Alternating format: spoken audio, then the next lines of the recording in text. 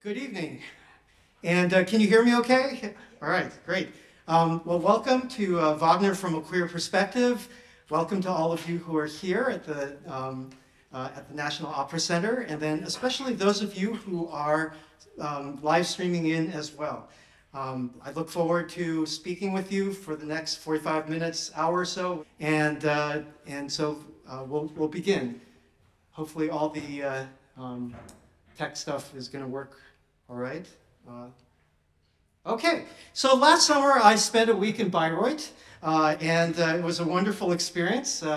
Photo of me, in terms of in front of the Festspiel House, and then the train station, and also downtown Bayreuth, where they've got Richard Wagner sitting on a park bench. It was a really wonderful experience. But one of the things that I really realized was that how queer the productions were that I saw at Bayreuth. And so how many of you are aware of the current Tannhäuser, directed by Tobias Kratzer? Some of you? Yeah. I think you can see it on Stage Plus or something, right? Tannhäuser is a clown, and Venus is dressed in a black sequin tight outfit, and there is, of course, Le Gâteau Chocolat, who is a black British drag queen, not playing a particular character, but shows up in a rest stop where they're having Burger King, and also just in the Wartburg competition throws a rainbow flag over the harp. Now, I'm usually not a fan of, Reggie, theater, but this was actually a good production, but it was very queer. I also saw Parsifal, and any of you know, just in terms of the Scheib production, I see some head nodding. This came out around the time of Barbie, so like everything, in terms of Klingsor's second act, just hot pink, and so that was amazing. And then you can see Klingsor in his pink pantsuit. And it's a little hard to tell on the far end, but can you see how Klingsor is laying down? He's wearing high heels and he's rubbing his leg, and you can see him through the slit. So this is how he's introduced at the beginning of Act 2 of Parsifal. So again, a very queer production. And in fact, I was seeing in the Neue Presse, when the Tannhäuser came out in 2019, Bayreuth wird Bayreuth, which is Bayreuth becomes Bayreuth, right? And so I think there's something there, right? But on top of that, even beyond this, there were some very queer Wagnerians there. And I know none of you know what Grinder is, but I will just say that this is a cutaway of the Festspiel House. And those of you that have been there know that with Wagner's Greek amphitheater theory, that it's very steep, right? And so one of the things is that you can totally see what people are doing in front of you, right? Like, you're looking right down on them. And so with Tristan and Isolde, it was really interesting. Like after, one of the acts during the intermission, I noticed that the person in front of me was on Grindr and just having his own organizing his own Nacht der Liebe. So, so that was just one example. But, overall it was a very queer experience. And so that sort of led me to think about sort of the broader theme of Wagner from a queer perspective. And I'm looking forward to speaking with all of you about this. Now, as I did some more research, I realized that this wasn't something that was just in my own head. Over the last 2 decades, there have been some very interesting works on Wagner and queerness. And so, a seminal work was Mitchell Morris's essay, Tristan's Wounds, in 2002, in this Queer Episodes in Music and Modern Identity book. And then there's a book, Jonathan Carr's The Wagner Clan, and then Laurence Dreyfus's Wagner and the Erotic Impulse. Do any of you know these books? Some of you? Yeah. I mean, they're really interesting. Some of them have, it's not all about sort of these issues, but there are also other interesting works. James Kennaway wrote a whole book called Bad Vibrations, sort of a play on good vibrations, on how, in the 19th century, it was thought that music could make you ill, right? Music and disease, especially Wagner's music. So we'll see a little bit more about that. And then also Barry Millington's Sorcerer Bayreuth, and then Alex Ross's Wagnerism, Art and Politics in the Shadow of Music. So those of you that don't know these works, I commend them to you. But what I'm hoping to do tonight is to bring together a number of things that they've written about, so it's all in one place. And hopefully they'll be enjoyable as well as informative. So are you tracking along? I'm speaking, okay, speed, you can hear me, everything, thumbs up, okay, great. So the outline, what I'm going to talk about tonight is I'll just tell you a little bit about myself, not too much, but like who is this person that's talking, and then queer Wagnerites, going back to the 19th century, queer Wagner and his circle of queer folks, in his circle, and then the queer Musikdramen, or the Wagnerian operas. So if that's okay, we'll go ahead and we'll start. So about me, okay? So so I am a big Wagner fan. I'm closer Wagner fan. And one of the things I loved, I went to a store in Bayreuth, and I love this a doormat that says, "Hier wohnt ein Wagnerianer," right? Here resides a Wagnerite or a Wagnerian. In the last year and a half, I have to admit, I had the good fortune of being in Dresden for the Ring under Thielemann, and then Bayreuth, as I mentioned. And then 3 months ago, I was in Berlin for Parsifal, and then also took a trip to Houston. So my husband Michael is here, and he's very understanding of my my Wagnerian trips. But he's like, have fun. But I think just so you know a little bit about my background, I'm a queer theologian, and what that means is I'm very interested in the intersections of queer theory and also religion and theology. And I've written 3 books on queer theology: Radical Love, which is an introduction to queer theology, From Sin to Amazing Grace, Queering the Doctrine of Sin and Grace, and then Rainbow Theology, talking about how the rainbow in LGBT circles sometimes doesn't reflect the rainbow of racial diversity in theologies also. And so I teach at Union Theological Seminary up at Columbia. Some of you may know, very progressive. I teach as a visiting professor of Anglican studies, and I'm also an Episcopal priest, and I serve at the Church of the Transfiguration, which is the little church around the corner on 29th. I see some head nodding between 5th and Madison. I have some parishioners here, so thank you for being here. So this is sort of where 2 Sundays out of the year, Anglo-Catholics, we have rose vestments. They're not quite hot pink Barbie vestments, but this is one of those Sundays. And so I grew up Roman Catholic, and so I'm very much attracted to the Anglo-Catholic tradition. And there is a lot of overlap between Anglo-Catholics and opera queens and Wagnerians. So that's a little bit about myself. In terms of queer Wagnerites, I just wanted to say that, I think in recent years, obviously this is Lincoln Center and Pride, but in recent years, there have been a lot of queer artists that have come out, right, that perform Wagner. So Jamie Barton, in terms of Fricka, and then, longer before, Patrice Chéreau and the Centennial Ring. David McVicar is doing a ring right now, right, in La Scala. Our own Yannick Nzesagin and the Met. Adrienne Pixona, Sieglinde, and Russell Thomas, who I saw in Parsifal, and Francesca Zambello, director of the San Francisco Ring. So, it's very well known. There are a lot of LGBTQ artists, but I think it's less well known. Well, first of all, let's just say that the connection between gay men and opera goes back a long ways. And I don't know about you, but I was so interested that this is a cartoon that's over 200 years old. It was done in 1818, and it's called A Dandy Fainting, or An Exquisite in Fits. And this is, in 1818, this is a cartoon of 5 gay men, or young men, who are dandies, in an opera box. And if you look at the far left, can you see there's an opera singer in the far left, right? And so the middle guy, his legs is a little bit like Klingsor in the Parsifal that I saw. He has fainted because he just loved this music so much. And one of them is putting eau de cologne in his nose, and they're like, oh, don't get it over his outfit or something like that. And so, clearly there's this connection between opera and dandyism, and also just sort of excess emotion. And so this connection, between gay men and opera, it's certainly 2 centuries. And what's less well known is that in the 19th century, it was pretty common for gay men to be into Wagner.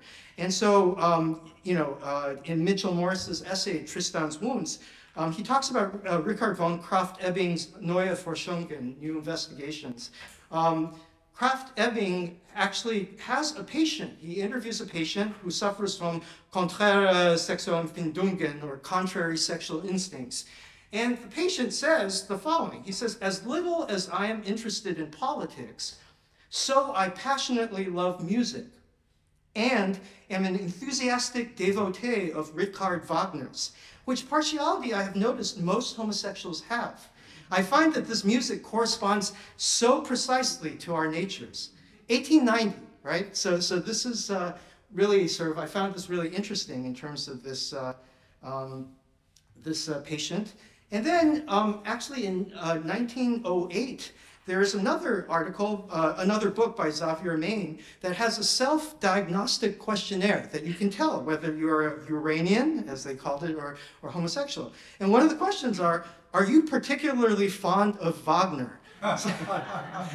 I just would not have believed this, but so I can remember growing up and just, like being curious as to, am I gay or not? I mean, definitely am, but it's kind of interesting that Wagner was one of those tests.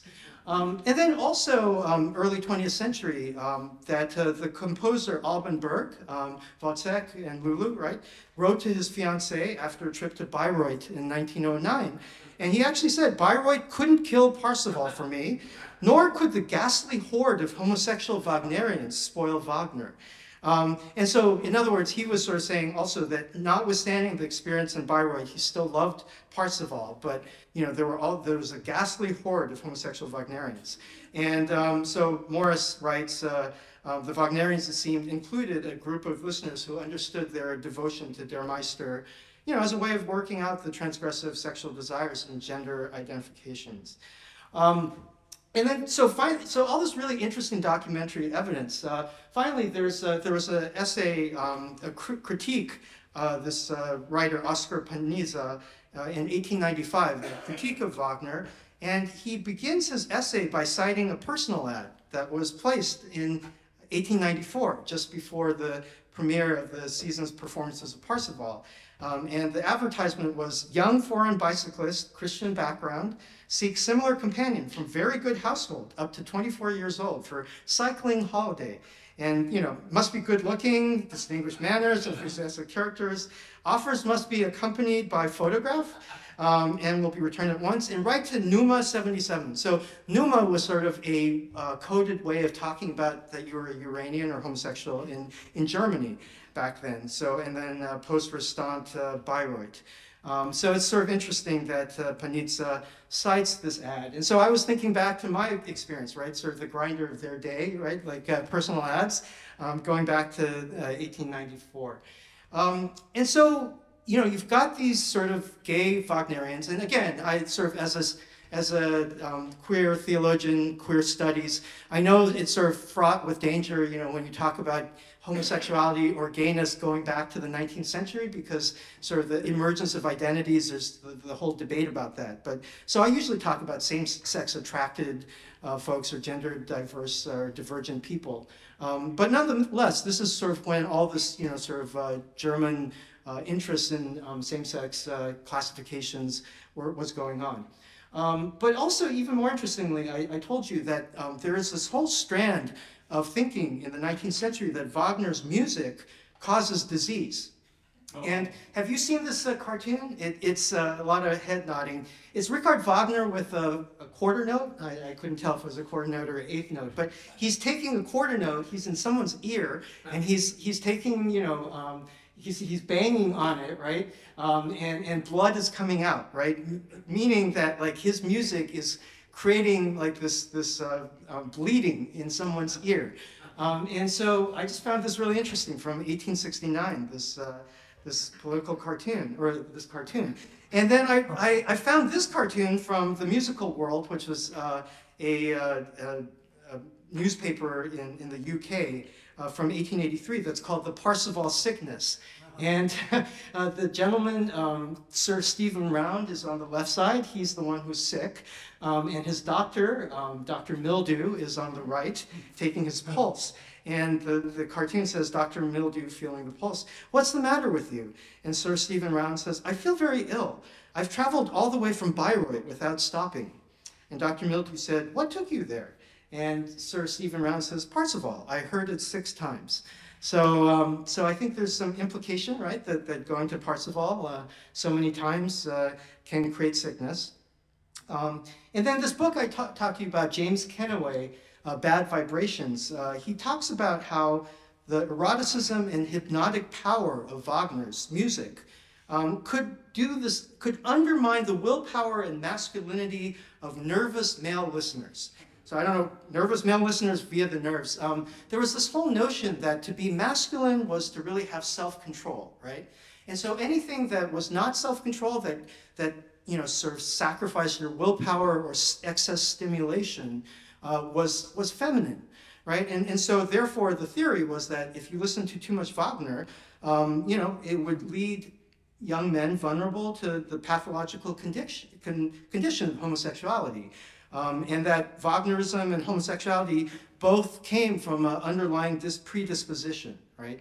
And so that was one thing. And then another thing was just sort of, Kenaway continues by luring young men into a bohemian lifestyle and by undermining their masculine willpower, you see the willpower thing, with sensual music overstimulation. Wagner's music could, it seems, create homosexuality, or at least bring out latent homosexuality. And this is, you know, Nietzsche had the break with Wagner, but this was sort of post-break. Nietzsche compared the music to a magic potion, right? Just like Tristan and Isolde, that would emasculate the listener. Nietzsche says, just drink the philtres of this art, my friends. You nowhere find a more pleasant mode of enervating your mind, of forgetting your manliness under a rose bush. So note the rosebush part, because that will come back. But so you get all this really interesting sort of conversations about gay men and Wagner, and then also, you know, just predominantly the sort of documentary evidences of gay men, but there's also evidence in terms of lesbian Wagnerites.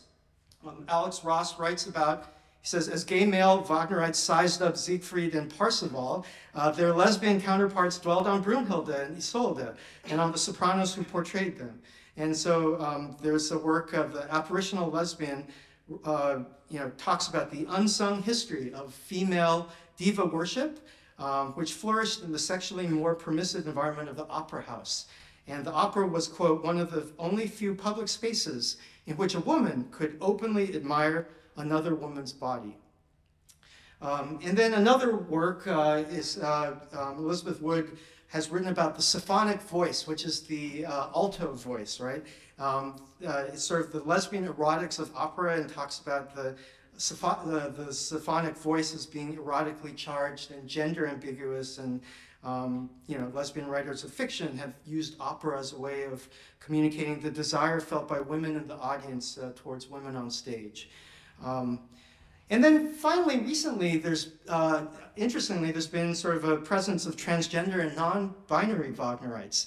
How many of you know about the Regent's Opera production of The Ring? See some head nodding, right? They just had Siegfried this past year, and Holden Madagame is a transgender identified mima, so was mima in this production, and is also a trans activist. So I found it really interesting to have that sort of emerge. And then finally, I think no discussion of Jewish Wagnerites, or Wagnerites would be complete if we did not also talk about queer Jewish Wagnerites, you know, in light of sort of the problems of anti-Semitism and all that. But there are some very important and interesting writings. Laurence Mass's sort of 2-volume work, Confessions of a Jewish Wagnerite, Being Gay and Jewish in America, and On the Future of Wagnerism is a work that's, I commend to you. Barry Kosky, the the director of the Meistersinger from a few years ago at Bayreuth, and the first Jewish director.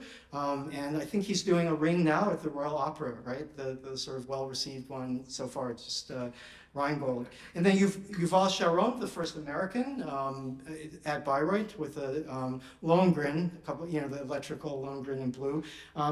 Sort of, he's also, Jewish and queer. And so I think there's a lot of this really interesting stuff out there from the 19th century until today on sort of the connection between queerness and Wagnerians. So let me continue a little bit about then moving from Wagnerites to Wagner himself, right? Queer Wagner.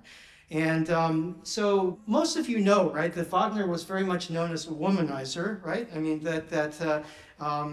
he was married twice, Minna and Cosima, and they overlapped. And, Cosima had 2 children with him while she was still married to Hans von Bülow, right? I mean, it's all very complicated. But then he had a thing for married women, right? So Jessie Lassault, he met her in France, and they were going to run away to Greece, I think, until her husband caught them.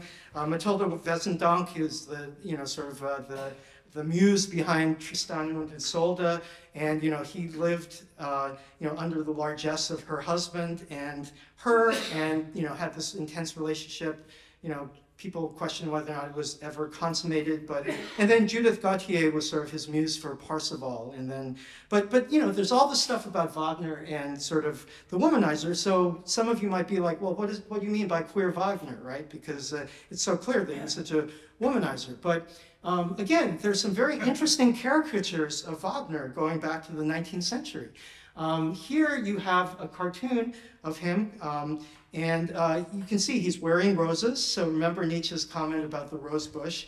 And he's wearing sort of these flowery outfits, and he has high heels, and he has all these shoes under him, right, women's shoes and all that. And it's called Atlas in music. Like, he's this giant Atlas, and yet he's sort of wearing sort of this, these outfits in a feminine outfit. This was 1877. And then this cartoon from 1876, the year, sort of the first ring at Bayreuth, you can see he's being penetrated, right, by this, sort of the German spike hat, right? And it's interesting. It's called The Musician of the Future. It's hard to read, but it's the Théâtre de Charenton Bayreuth. And so in French, Charenton was an insane asylum. And so it was sort of, they were equating Bayreuth with insane asylum, and he's being penetrated and all this. So there's something going on here, right, with him. And then there's this really interesting work that was published in 1903 by Hans Fuchs, called Richard Wagner und die Homosexualität. In this book, Fuchs writes, he says the composer is a spiritual homosexual, meaning one who adopts gay mannerisms, who values erotically charged friendships with men, but who stops short of having sex with men, right? So it never quite consummates it, but nonetheless is very empathetic to homosexuals. And so, there's this book, and so I was saying to myself, well, so what's behind all of this, right? So interestingly, some of you may know about his book, right? The Artwork of the Future, Das Kunstwerk der Zukunft. It's mostly known for the first one of the first references to Gesamtkunstwerk, the total work of art. But I don't know how many of you know that there's a really interesting discussion that Wagner has of this thing, Männerliebe, men-to-men love, okay? It's in the part where he talks about statues, right? Beautiful statues, and he actually talks about the Spartan love between men. And this is in the Artwork of the Future. And Wagner writes in translation, the beauteous naked man is the kernel of all Spartanhood. This love of man-to-man, Männerliebe, in its primitive purity, proclaims itself as noblest and least selfish utterance of man's sense of beauty. For it teaches man to sink and merge his entire self in the object of his affection.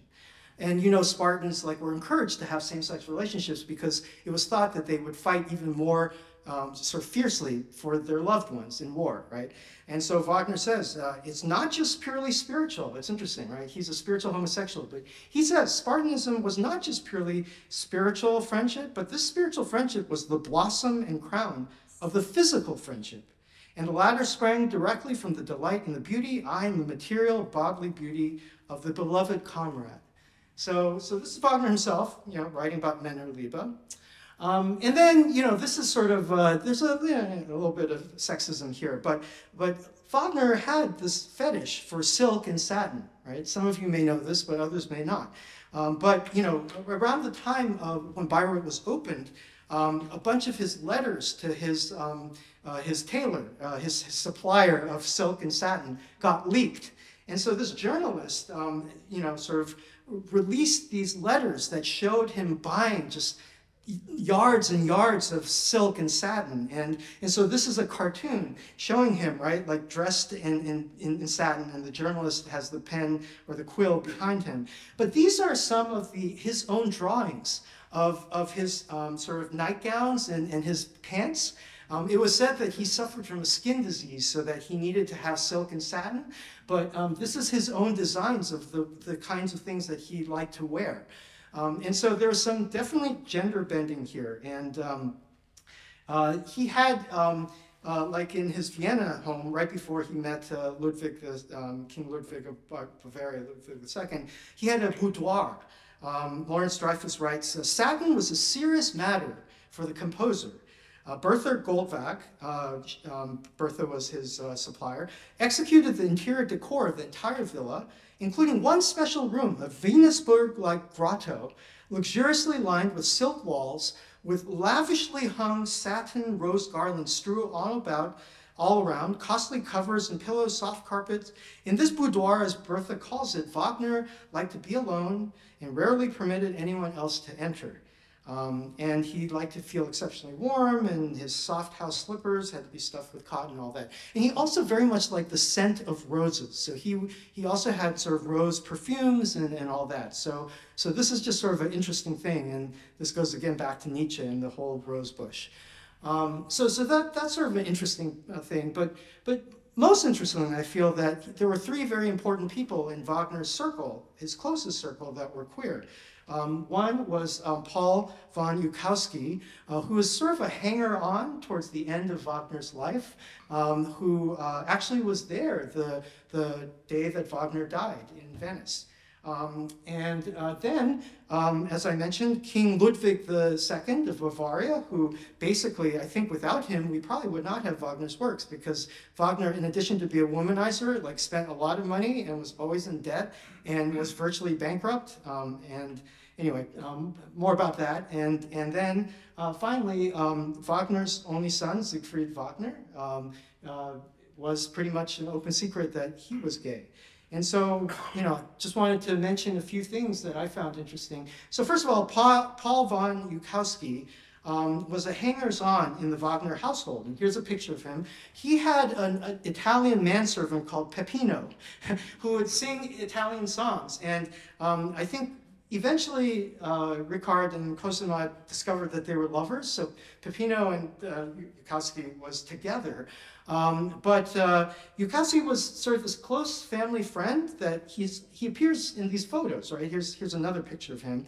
And he was the set designer of the first Parsifal in Bayreuth, right? And so he did this. And there is a really hysterical picture that he drew called The Holy Family in 1881. Do any of you know about this? Okay, so this is a picture of the Holy Family with the Wagner children as members of the Holy Family, right? Like of the angels. Daniela is Mary, you have Blandina, Isolde, Eva as angels, and you have Siegfried as the baby Jesus, okay? Do you notice that von Ukowski is there? He is Joseph. He inserts himself in this picture, right? And so it's a very interesting thing. And so, as I said, he was actually there for breakfast at Wagner's death on February 13th in 1883 in Venice. And so that's sort of an interesting part of Wagner's life that is not well known about. And actually, there's another interesting thing that Wagner was friends with a gay couple in London. Some of you may know that he went to London in 1855 to conduct a series of concerts because, again, he needed to raise money. Didn't make a lot of money back from this. Actually met Queen Victoria. Prince Albert. But it's said that during that time, he actually preferred to spend time with this gay couple, or same-sex couple, Prosper Saint-Ton, who was a French leader of the Philharmonic Society, and Herr Lüders, a full-blooded German musician, who lived together, Wagner said, like a married couple, each tenderly concerned for the other's welfare. Sex seems always to have been in the air when Wagner was about. So, again, sort of an interesting sort of history. King Ludwig II, I guess a lot of you know about Ludwig, right? King of Bavaria, sort of known for his being the Mad King and building Neuschwanstein Castle, which is the inspiration for the Disney castles, for all of you Disney fans out there, of whom I am one. And also, so Ludwig, from a young age, was enchanted by Wagner's Lohengrin, right? Not only the opera, but he, Ludwig had all these paintings of Lohengrin, the Swan Prince, in his castles growing up. And the interesting thing is that when Ludwig became King of Bavaria at the age of 18, one of the first things he did was to send a courtier to look for Wagner because he wanted to meet him, right? And so when the person went to Wagner, Wagner thought it was sort of someone looking for him like a creditor, trying to collect his debts. And so he actually was trying to avoid this. But then he realized it was, in fact, he got a royal audience. And this is some of the correspondence that Ludwig wrote to Wagner. This is a letter. Ludwig writes, "My only friend, my ardent loved one, you are the star that lights my life, and your glance always strengthens me wonderfully. I burn for you, oh my holy one, my adored one. How I love you, my only one, my most cherished possession. Son of my life, my inspiration and love for you are boundless. Once again, I swear my loyalty to you unto death, eternally, eternally, your Ludwig who burns for you." Now, granted, 19th century, sometimes you have, rhetorical flourishes, but this is pretty intense, right? And there is some correspondence of Wagner writing back to him, and Wagner's a smart guy, right? Like, Ludwig's funding his lifestyle, so Wagner is also, sort of very, very fond of Ludwig also. But I love this one too. There's an actor called Joseph Kainz. And there's a picture of Ludwig with the actor, good-looking guy standing on the left of him. But what's really interesting is the photo, the original of the photo actually has Joseph with his hand behind the king. Can you see that? This is the original photo, and it was scandalous, right? Because first of all, the woman was usually the one that was seated in these portraits, so to have the king sit there, but then Kainz was had his hand behind him, so the official photo, blotted out the sort of the hand thing. But it's interesting. There's stories about Ludwig taking Kainz to. Ludwig had created a Venusberg grotto and took him in there, and Kainz was kind of ditzy, didn't really get what Ludwig was doing, and so I think his agent also said, just play the character, or whatever. So, but anyway, Ludwig mysteriously drowned with his doctor in 1886, and sort of ended his life. But those of you that have been to Haus Wahnfried, right, Wagner's home in Bayreuth, knows that there's Ludwig all over the place in the study, the piano room. You've got a portrait of Ludwig. The bust in front of Wahnfried is Ludwig, and then there's a stained glass of him as well. Finally, in terms of Siegfried Wagner, Wagner's son, it's the homosexuality of Siegfried Wagner, the composer's only son and heir of Bayreuth, was an open secret, right? And commentators portrayed him as a feminized and almost effeminate version of his father. So, I mean, his father was pretty effeminized, right, in the cartoons we've seen. But another American critic called Siegfried a pert and primping impostor. And if you know the book, The Wagner Clan, there's actually a very moving story about Siegfried Wagner and his friend, Clement Harris. And I was actually very moved by this. So apparently, Clement met Siegfried, and they spent a summer in Bayreuth. And Clement's father was a ship magnate. And so Clement proposed that he take a trip with Siegfried to the Far East on one of his father's ships, right? And Siegfried loved the idea. And it turned out that they were the only two passengers on the, on the ship, right? And so they basically spent all this time together. And Siegfried's memoirs of 173 pages, basically 103 are devoted to this voyage with Clement Harris. And 5 years later, Clement was killed. And so it's said that 3 decades later, when Siegfried composed his second and last symphonic poem, entitled Glück, Happiness, he evidently dedicated it in private to the dead friend whose picture never left his desk. For all other emotional entanglements, male and female, much suggests that in Clement Harris, Siegfried found and lost the love of his life. But of course he then married, Winfried, and because he needed to have an heir and several heirs. But the Gay Museum in Berlin, the Schwules Museum, had an exhibit in 2017 called Siegfried Wagner, Bayreuth's Fairy Crown Prince. And so, and this is his portrait in Bayreuth. So as you can see, Wagner had a very queer circle, someone that sort of spent a lot of time with him towards the end of his life. You had King Ludwig II, his sponsor, if you will, patron, and then his son Siegfried Wagner. So the final section, and I think we're on time, right? So the final section is on sort of a queer reading of Wagner's operas or Musikdramen. And I think what really intrigues me is some of the productions, current productions. Some of you may know about the Hungarian State Opera's production of Parsifal from 2 years ago. And Parsifal is here surrounded by the flower maidens, and so I think Parsifal is one of those things, just sort of very homoerotic stagings. Here's another one, the Wiener Staatsoper production with Jonas Kaufmann. This is the soundtrack that just came out. This was the production that was done during COVID, so they filmed it during sort of an empty audience. But Kaufmann is Parsifal singing, but this young man, shirtless, who strips later on, is basically the young Parsifal, right? And so, there's certainly that sort of homoeroticism. And then, sort of from the beginning, like the artwork that has portrayed like Siegfried, for example, like Acts 1 and 2 of Siegfried, Siegfried with the sword and Mima, and then also slaying Fafnir the dragon and the blood. I mean, it's all sort of the Studley kind of, hypermasculine images.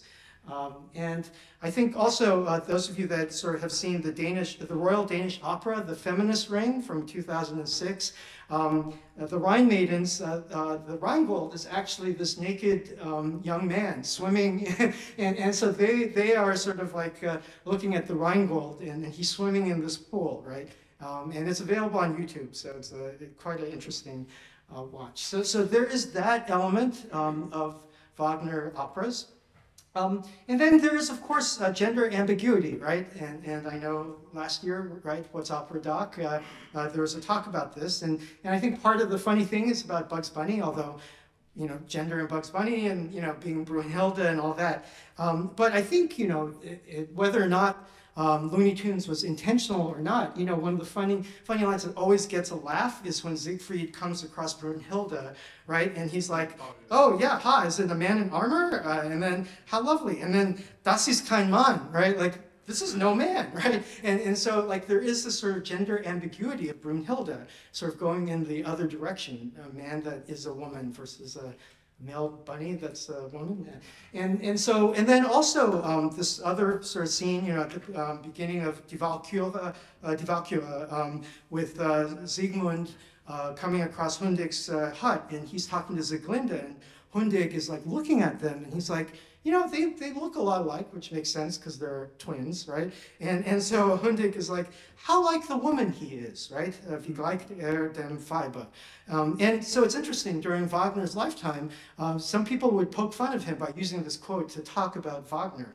But this Hundig is like saying, look, like the glistening dragon also gleams from his eyes, right? His eyes and Sieglinde's, Siegmund and Sieglinde's matched. So you've got homoeroticism, you've got gender ambiguity, and then, of course, you have themes of sexual transgression.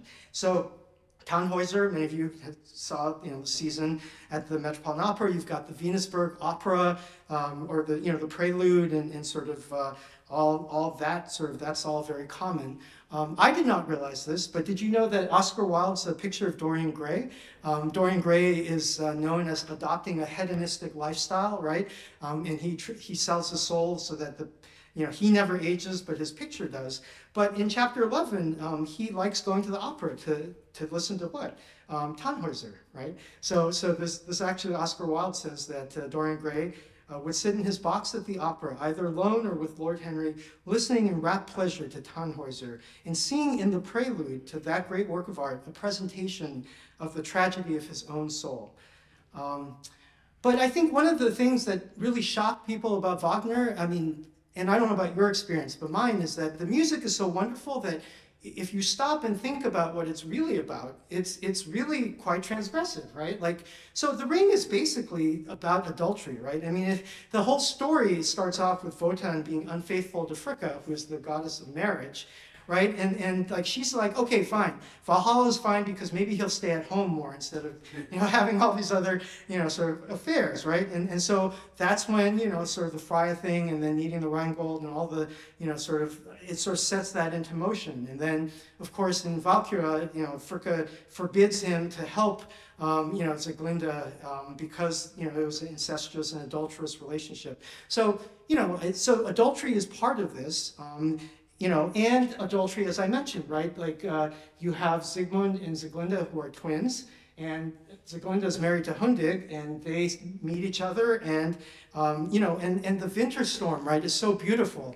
I mean, every time my breath is taken away, and, at the end of Act 1, it's like it works up to like this orgasmic musical, and like, you're like, oh, this is so beautiful, but yet you're celebrating like this adulterous relationship that's also incestuous, right? So here's the other thing, right? And another Jonas Kaufmann, that Sigmund and Sieglinde are twins, right? And then, and they do consummate this, and Siegfried is the child that comes out of this, right? So not only do you have adultery, you have incest. And then you may, if you think it through, Brunhilde and Siegfried are also related. Brunhilde, what's her relationship to Siegfried? His aunt. Yeah, she's his aunt. Because, right, like her father's Wotan, just like Wotan is the father of Siegfried's parents, right? And so, again, this is sort of the whole Ring builds up to this and their relationship. And so again, it's sort of another incestuous relationship. And if you think about Tristan and Isolde, right, that's another relationship with Tristan and Isolde, because Tristan is the nephew of King Marka, who is married to Isolde. So what does that make Isolde? Tristan's aunt, right? Again, Wagner had something about aunts. But basically, that was sort of adulterous and also incestuous. So again, the music was wonderful, and yet, if you think underneath the stories, granted, they are myths and all this, but it really is one of the things that people were horrified about Wagner, was that if you really go beyond sort of all the musical stimulation, what are you being stimulated about? And then, I was sort of thinking other things, and, I couldn't really think of stuff. I'm sure there's stuff in Meistersinger, but Lohengrin, I thought about anonymous sex, right? Going back to Grindr again. I mean, right? I mean, Lohengrin just will not let Elsa ask about his name, where he came from, or what his background is. And so there's something kinky about that. But and then he leaves, right, when she asks the question. And then finally, fetishes. I'm fascinated. Sam Abel, there's this great book called Opera in the Flesh. If you don't know it, I commend it to you. It's 1996, and Abel writes about why he thinks gay men and lesbians are so attracted to the opera. But Abel writes about operatic perverts that are fetishes. And he says Wagner is the master of the operatic fetish. He often builds his operas around objects that take on powerful sexual significance. The ring, Wotan's spear, the sword Nothung, Tannhäuser's blooming staff, Lohengrin's transmogrified swan. I can go on and on. But Wagner saves his greatest use of fetish for his final work, Parsifal. That is the evil fetish of Klingsor's spear. So, almost done. I will say that, this is not surprising given Wagner's sexual ethics. We talked about his thing for married women, right? And but I will end by saying, I have the Parsifal sickness. I love Parsifal, and I go chasing after Parsifal all over where it's performed. But I did want to sort of talk about this Union Festspiel, the stage consecrating festival play, from a queer perspective.